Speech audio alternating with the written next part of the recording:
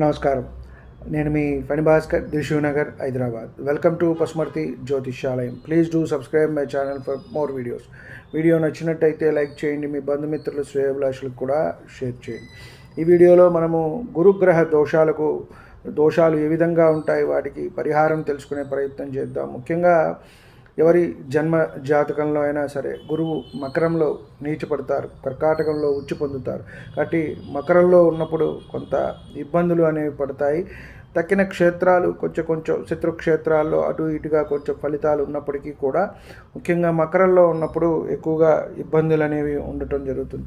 శుక్రక్షేత్రాల్లో ఉన్నప్పుడు కూడా ఒకంత ఇబ్బందే. వృషభ రాశి శుక్రుడికి గురువుకి ఒకళ్ళు దైత్య గురువు అయితే కనుక ఒక రాక్షస గురువు, కాబట్టి కొంత ఇబ్బందులు ఉంటాయి. ముఖ్యంగా ఉండే దోషాలు మనం ఏ విధంగా తీసుకుంటే అన్ని రకాలుగా కూడా ఆటంకాలు. అందుకే జన్మజాతకంలో గురువు బాగున్నట్టయితే మనకి అన్నీ బాగుంటాయి అని చెప్తూ ఉంటాం.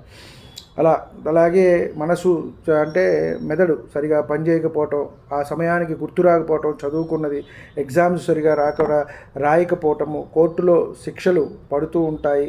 అలాగే చర్మ వ్యాధులు, ఏది గుర్తుండకపోవటము, ఎంత గొప్ప పండితుడైనా సరే, పాండిత్యం ఉన్నా సరే, విద్య ఉన్నా సరే అక్కరకు రాకుండా పోతుంది వారికి. అలాగే శ్లేష్మ బాధలు, అలాగే ఈ షుగరు, వీటికి సంబంధించినవన్నీ కూడా వస్తూ ఉంటాయి. విపరీతంగా మనకి లావుగా కూడా ఉంటాయి. గురువు చాలా పెద్ద గ్రహం కాబట్టి ఏది ఇచ్చినా కూడా ఎక్కువ ఇస్తుంది. ఇలా కుష్టు వ్యాధులు ఇవన్నీ కూడా ఉంటాయి అని మనము చెప్పవచ్చు. అలాగే గురు మహర్దశ యోగించకపోవటం 16 సంవత్సరాలు ఉంటుంది, కొంత ఇబ్బంది పెడుతుంది అని మనం చెప్పవచ్చు.